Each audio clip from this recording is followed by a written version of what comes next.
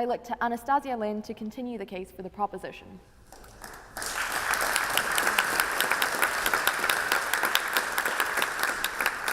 Thank you, Madam President. Thank you very much for inviting me to participate in this very important debate.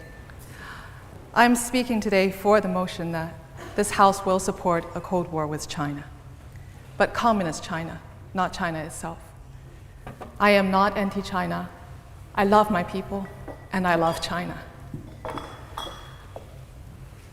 When I left China when I was 13 years old to Canada, I continued my exploration in the culture's great literature, philosophy. And I know that by heart, that China's philosophical and cultural tradition does not necessarily set it against Western values. In fact, it is entirely possible for a strong and prosperous China to coexist with the West. Look at Taiwan, or look to history. For centuries, China embraced the Confucian outlook and was mostly an inward-oriented empire. If anything, in the 19th centuries, it was the West, the colonial powers, along with Japan and Russia, that posed a major threat to China, not the other way around. But today's China is different. We're now dealing with a one-party authoritarian, mercantilist state that is openly hostile to Western value and the international system. In considering China's threat, communist China's threat, there are many angles we could explore.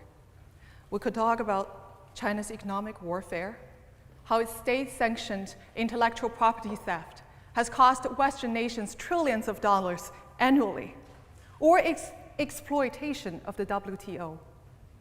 We could talk about China's cyber warfare. UK just signed a deal supporting Huawei to be a leading role in its 5G network building. That's like inviting a Trojan horse. We could talk about China's military buildup. Its aggression in the South China Sea not only threatens regional peace and open trade, but undermines the international law that preserves openness and order.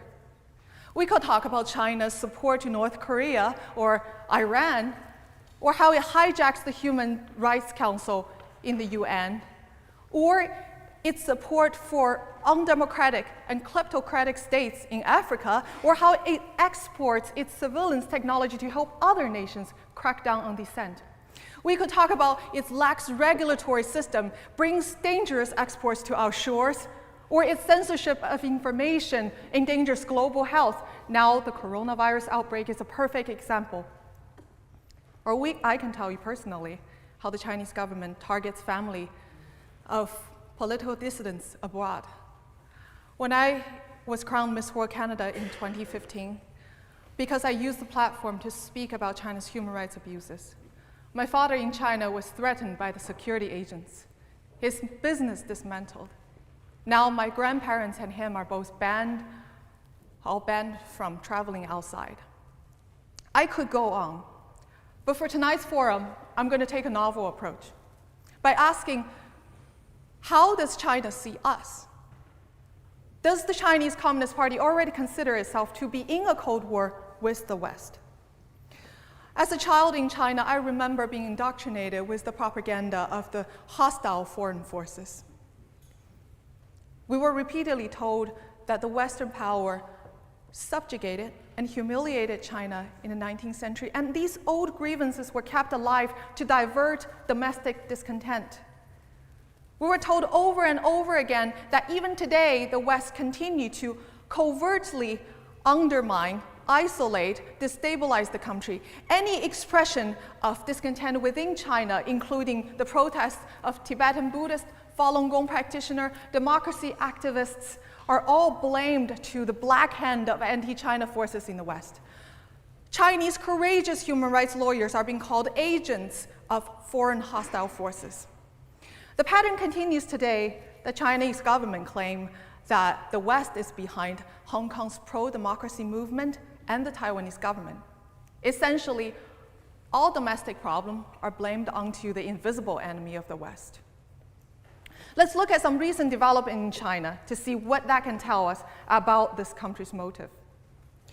In 2017, China banned foreign NGOs from operating within the country. unless they submit to government control. Even environmental groups and women's health groups have to have their annual report and their annual plans being approved by the police. The Chinese government claimed that this is to ensure that these NGOs do not subvert the country. Now, why would the Chinese government worry that these foreign NGOs would do anything harmful to China? Perhaps because the Chinese control groups are doing exactly this in our countries. Beijing backed numerous front organizations, civil societies in Western society. These groups act as an extension to the party and state apparatus. They're oftentimes mobilized to influence local election results or policies in the West. These groups are controlled directly by the United Front Department and the Office of Overseas Chinese. But these connections are often concealed from the public. Now let's look at another example.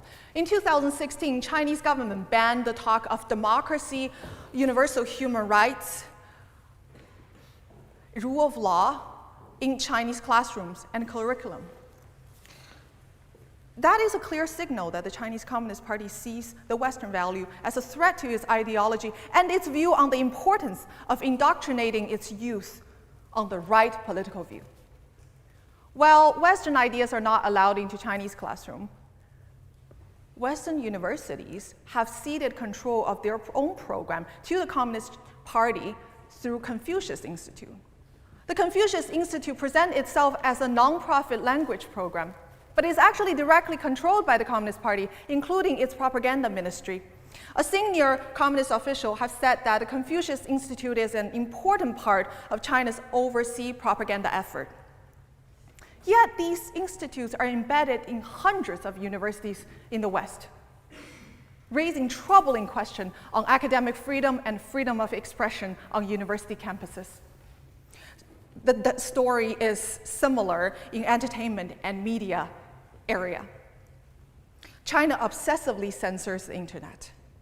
It only allows a small number of foreign film into the country each year, carefully screened, carefully edited. Even children's animated film like Zootopia is attacked as Western propaganda. Now, the situation in the West is vastly different. New York Times, Washington Post, Wall Street Journal, Telegraph, these papers all run paid news supplements from China Daily, a communist mouthpiece. Companies with deep ties with the Chinese Communist Party are now buying or entering joint ventures with major Hollywood studios, creating strong financial incentive for self-censorship. Chinese companies already own some of the biggest movie theater chains in the West. Now they get to control what the Western audience get to see or not to see, what is getting to produced, what not. It's increasingly unlikely that we will see a film that is produced about the Cultural Revolution, the Tiananmen Massacre, Tibetan, Falun Gong, or Uyghurs in the Hollywood. Now, one may say that our democratic and open Western values are more resilient than Chinese brutal authoritarianism. I wish that were true, but it isn't. Lured by self-interest, our institutions are proven all too willing to give up human rights and free speech. Western companies know that their technology are helping the Chinese government to surveil its own system through an infamous social credit system. Yet they still deal with them. We all know that Huawei's 5G technology is a Trojan horse that will affect our future, our children's future. But yet, we just signed a deal with them. Our values are already compromised. Our way of life is already conceded. But let me remind you that the human rights atrocities, the injustice that are happening within Chinese border cannot be contained. It will bleed out to every silent bystanders in the world. And the coronavirus outbreak is a perfect example of that.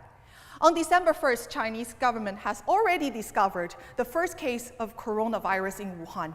Yet the local officials spent the first period of time suppressing the news, arrested 8 courageous doctors for, quote, spreading rumor and destabilize the society. The local government even went as far as hosting 100,000 people to a public Chinese New Year dinner, just to show that Wuhan is as prosperous as ever and as safe as ever. This is reminiscent of what happened in Chernobyl. The Soviets did not admit the nuclear accident until Sweden had picked up its fallout and threatened to report it to International Atomic Energy Agency. The Chinese government did not reveal the virus and report about or confirm the virus outbreak until the first overseas case was detected in Thailand. One may ask, why did the Chinese officials take such a risk? The mentality of Chinese Communist officials is that they are willing to gamble on human life in the sake of their own rule. And this mentality is the same from the smallest town to the central government in Beijing. The sole purpose for Chinese Communist Party is to stay in power, disregarding the cost of human life. There are many doctors, courageous doctors and nurses, using different channels to try to tell the world the truth about the outbreak. They reported that the hospitals are over capacity. Doctors and nurses are infected. Many people are turned away to self-quarantine at home. Many people are dying. The life under authoritarian Chinese Communist Party is a life without God's grace. It's a life where your innate worth as a human being is never recognized, and your value is judged solely on your use for the Chinese Communist Party. And that was my childhood. I want to close by reminding everyone that supporting a Cold War with China, Communist China, you're standing with the Chinese people. By confronting a regime that's brought turmoil and suffering onto this ancient land for decades. I also want to leave you with this question. If the Chinese Communist government does not treat its own citizens with any respect, why should us in the West expect ourselves to be treated any differently? Thank you.